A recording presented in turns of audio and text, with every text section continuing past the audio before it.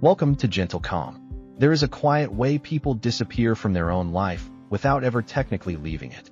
They still wake up, go to work, answer messages, and handle responsibilities, but something inside them keeps acting like the real part has not started yet. Most people do not say this directly because it sounds too subtle to name. It lives underneath their thoughts as a private assumption that life will become more real later, when the stress is lower, the money is steadier, and they feel more healed, more disciplined, more certain, and more ready to fully be here. Until then, they live in a strange emotional waiting room. They function, but they do not fully enter the day they are standing in. From the outside, this can look normal. A person keeps up appearances, does what needs to be done, and looks fine enough to other people, even while inwardly leaning towards some future version of themselves that seems more qualified to live than the one they are now. This pattern lasts because it sounds reasonable in your own mind. It sounds responsible to tell yourself you are just trying to get through a hard season before you settle in. You say you will breathe once things calm down. You say you will begin once the pressure passes and you finally have enough space to feel like yourself again. And because that story sounds sensible, you rarely question it. You just keep extending the deadline for when your life is allowed to feel real. But later has a way of moving. It shifts every time another problem appears, every time another insecurity gets activated, and every time another difficult week convinces you to postpone your full participation a little longer. The starting line keeps getting redrawn, and the mind keeps saying the same thing. Just get through this month, this financial stretch, this emotional version of yourself, and then life will begin. After a while, a person does not just wait by accident. They build an identity around waiting, and that identity starts to feel like common sense. They become someone who is always almost there, almost stable enough, almost clear enough, and almost healed enough to begin living the life they say they want. And almost can become a prison, because almost never asks you to fully arrive, and that is part of why it can feel so safe. There is a hidden comfort in not beginning. If the real life has not started yet, then nothing has fully failed. Nothing has fully exposed your limits, and nothing has fully tested your courage. As long as you stay in preparation mode, hope remains untouched by reality, and you get to keep imagining a better version of your life that has not yet been shaped by compromise, fatigue, or imperfection. That fantasy can be strangely soothing. It lets you believe your best self is still somewhere ahead of you, waiting to emerge once the conditions are finally right. But fantasy does not ask much from you. It does not ask you to speak honestly before you feel polished, or create something meaningful while your confidence is still shaky. Real participation asks for something harder. It asks you to show up inside a life that is unfinished, emotionally mixed, and often less graceful than the one you imagined for yourself. That is where many people pull back, because they do not only fear failure, they fear being seen in progress. They fear beginning before they feel invulnerable. They want to arrive at life from a cleaner threshold, one where uncertainty has already been reduced and self-doubt has already been solved. But invulnerability does not arrive. Life does not hand out a moment where everything becomes neat enough for you to begin without risk. It gives partial clarity, partial strength, partial healing, and partial control, which is usually enough to move, but not enough to erase every reason to be afraid. And if a person keeps demanding complete readiness before they allow themselves to live, they can wait forever. They will keep asking the day for permission it cannot provide. This does not always look dramatic from the outside. Sometimes it looks like a person who is simply very responsible, very thoughtful, or very committed to getting themselves together. But underneath that image, there may be a quieter pattern. They are delaying direct contact with their own life until they can inhabit it from a more ideal emotional state. Someone keeps postponing the conversation they need to have because they want to do it from a calmer place, while someone else keeps delaying the thing they care about because they are not sure they can sustain it. Someone postpones rest because they have not earned it yet.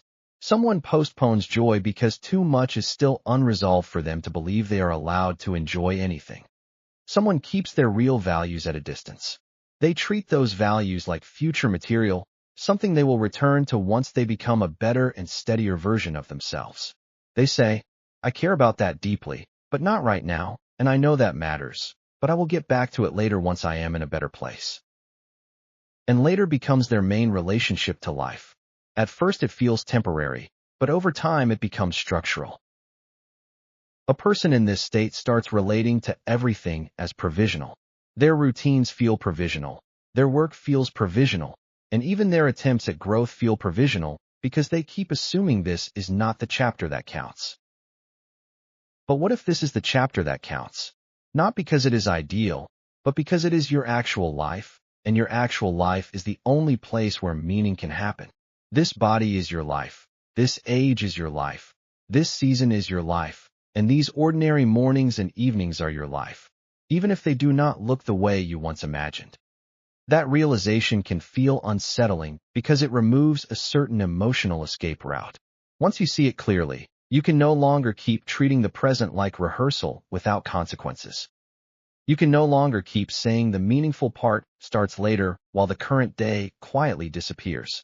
You can no longer keep acting as though unfinishedness makes the present unworthy of your attention. For many people, this pattern reaches back into something older, because they learned early that belonging had conditions and that rest or approval felt safer when it was earned. They learned that they were easier to love when they were useful, composed, productive, or emotionally manageable. So they built an identity around self-correction and constant revision. That identity can look like ambition, but often it is fear wearing a disciplined face. It is fear that if you stop improving for a second, you will lose your right to relax into your own existence. Because of that, a person starts living like they are always qualifying themselves for life. They are always trying to cross some invisible threshold before they allow themselves to settle in, and that threshold keeps moving. There is always one more habit to fix, one more insecurity to resolve, and one more area of life to stabilize before they believe they can finally begin. Sometimes the fear underneath is disappointment. Sometimes it is the fear of being ordinary, limited, or unfinished in a way that cannot be completely repaired. For many people, that is the hardest truth to face. They do not want to begin from the middle. They want to begin from mastery and certainty. But life is entered from the middle of doubt, fatigue, financial pressure, unfinished healing, and all the unresolved complexity of being human. It is entered from the middle of not being who you thought you would be by now. It is entered from the middle of carrying both hope and confusion at the same time. That middle is not a mistake. The middle is where your actual life is taking place. If you keep rejecting the middle, you keep rejecting the only place from which real living can happen. You keep asking for a cleaner entrance than life is ever going to provide. There is no separate doorway for the perfected self. There is only this doorway, this body, this season, this level of energy, and this imperfect day. That does not mean you stop growing. It means you stop using growth as a reason to withhold your presence. It means you stop making self-acceptance conditional on completion.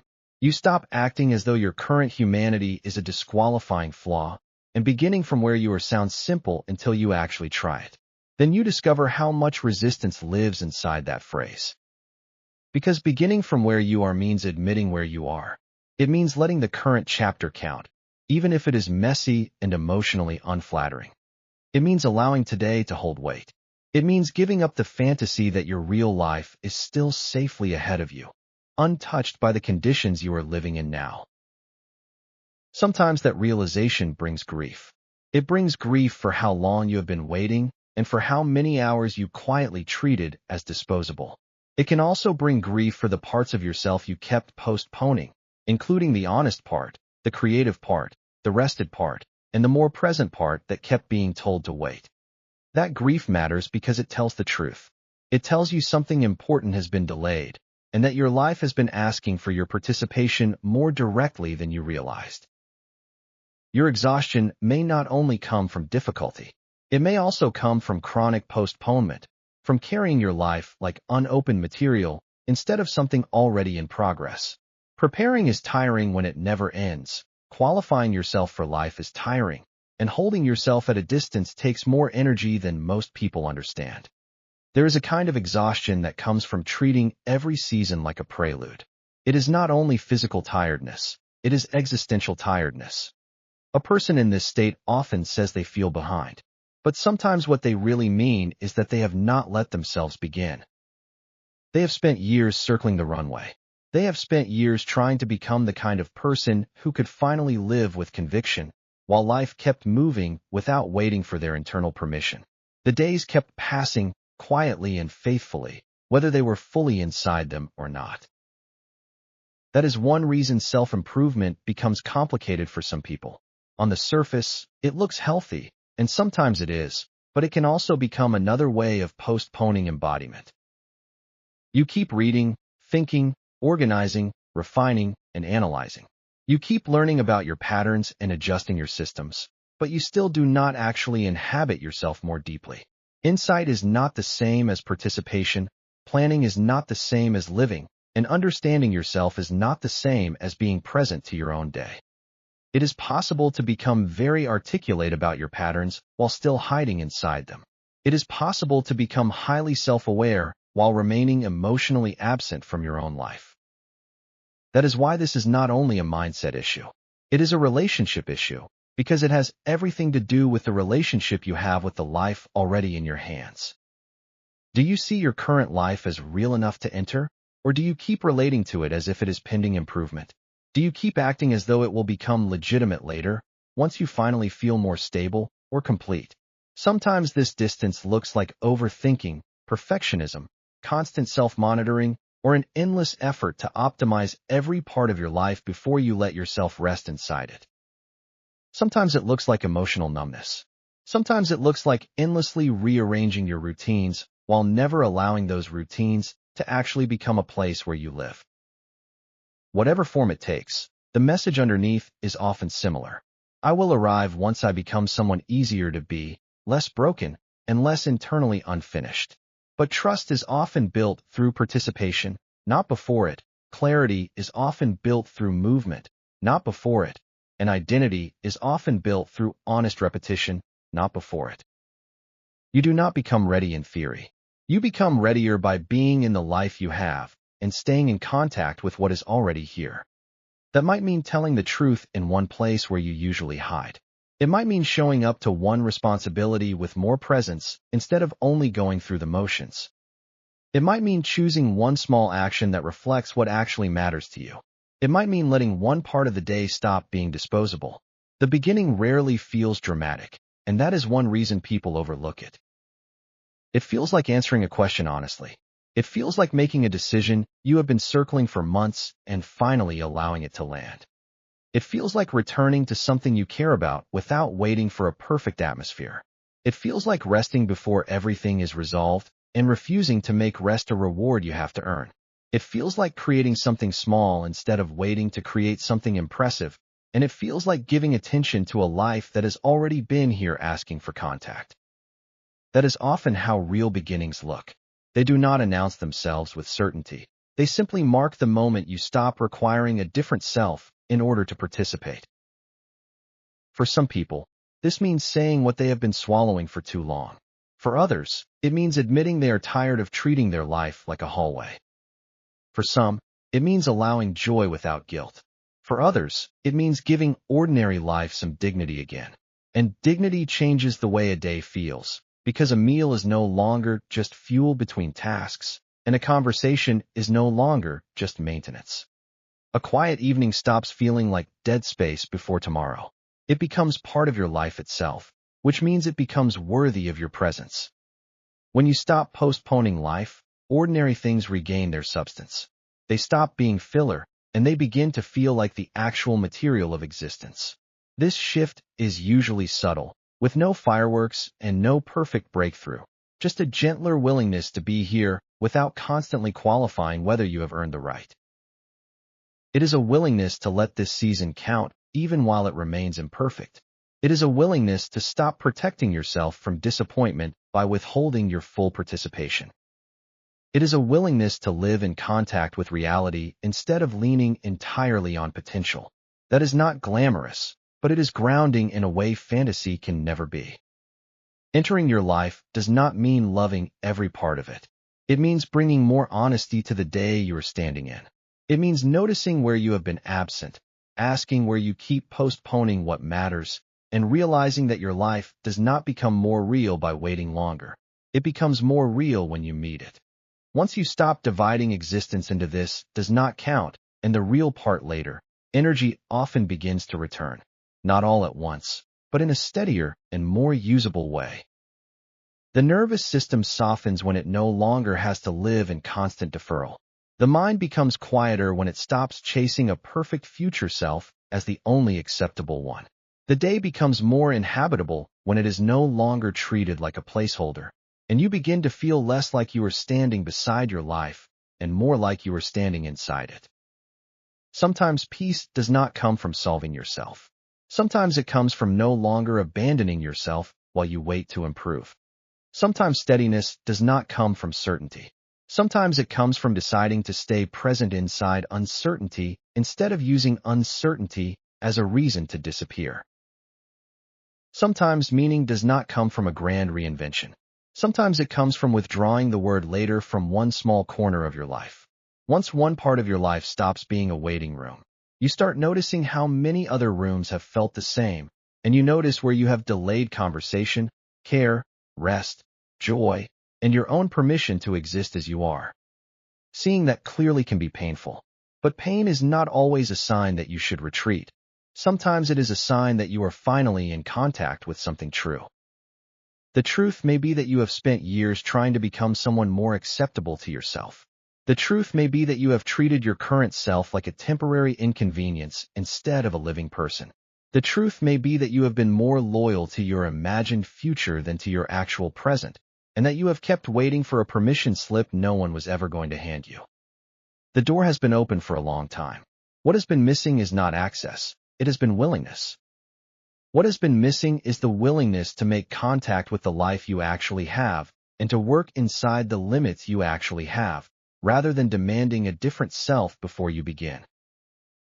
It is also the willingness to admit what you want instead of endlessly postponing it, and the willingness to let this ordinary day become more than a hallway to somewhere else.